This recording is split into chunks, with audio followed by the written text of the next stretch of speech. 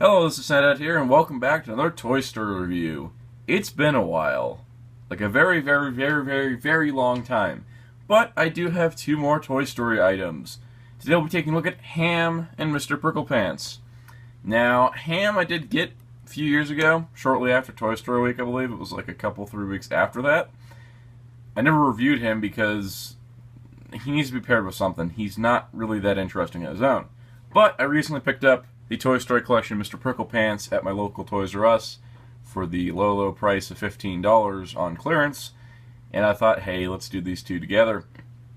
Now, when it comes to Toy Story items, not many have been released since I've done my giant batch of reviews back during Toy Story Week. In fact, it was just Hamm, Mr. Pricklepants. I think there was a Barbie and Ken set. We'll take a look at that another day. And there was an Emperor Zurg with a talking function that was exclusive to Disney stores. I never could find that. That thing kind of never appeared at the Disney store. The Disney store closest to me is on the other side of town, so it wasn't really easy to go check on a regular basis. I did not get one. I still want one. If anyone out there has one that's not ridiculously priced, let me know. So, anyways, this is why we're taking a look at Mr. Pricklepants and Hamm today. Because these two don't do a whole lot on their own, but together they make something interesting. So first of all, let's talk about Hamm. Let's get him out of the way. Now, Hamm here, by himself, is just a porcelain piggy bank. He was sold exclusively through Disney stores, and he was quite problematic. He did not have a box. He did not have any packaging. So if you notice here, there's a paint chip here, and there is another one back here and over here. Now that is because there's no boxes. These are just put up on store shelves just like this with a piece of tape over the cork and nothing else, which means they weren't well protected and a lot of them were broken. When I went to buy mine, there was a couple of them that had the ears kind of broken off, one of them had toes broken off, and then there was this one which had no broken parts but had a couple paint scratches. So I went with that. Overall, he is very nice. He looks like Hamm, right down to the details. He's got a cork. Now, the cork is problematic. It is sized exactly for the shape of the opening, which means it falls in very easily. It doesn't actually stay in on the outside, so you could remove it easily. So that is problematic, but as you can see there, it is a cork. And he does have padded feet, which is really nice. Other than that, you do need to be careful with this guy. He is not a toy. He is a porcelain piggy bank, which is accurate to Hamm from the movie, but again, porcelain piggy bank, gotta be careful. Of course, he does have a slot in the top. You could put coins in there if you would like to.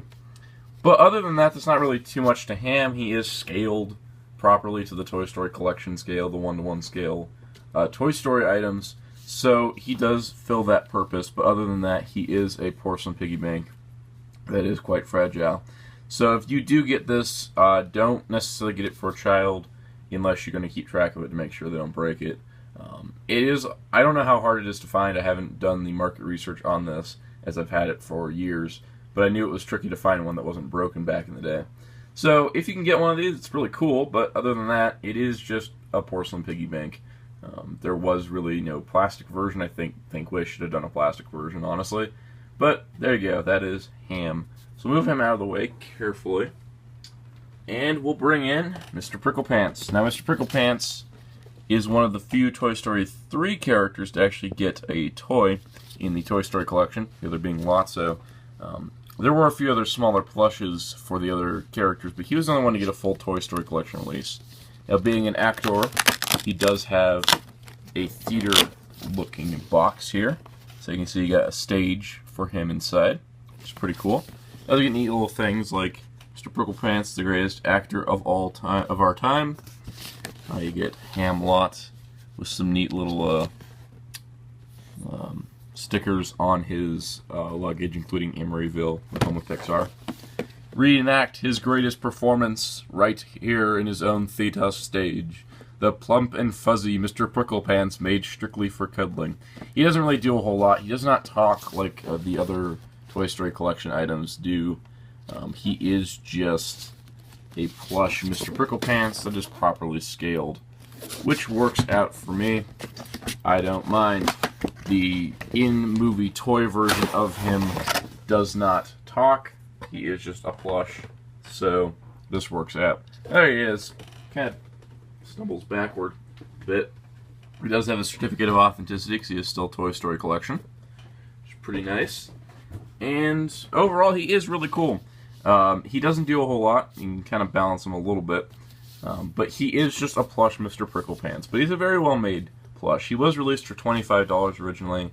I got him on sale for $15. You can see he does have the eyes are beaded. You know, the buckles are plastic.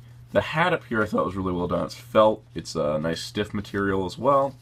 He's just all kinds of fuzzy. He's really, really cool.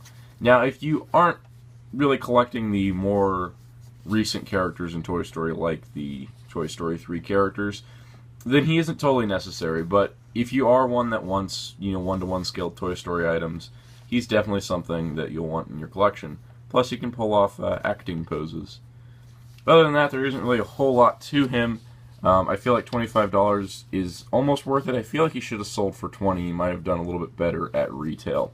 But as of now, he did go on sale at my Toys R Us. I don't know how that is for others, but that is Mr. Pricklepants, and this is Hamm. So Mr. Pricklepants is pretty good overall. He is easy to get than Hamm. I would recommend him. He is a nice plush toy.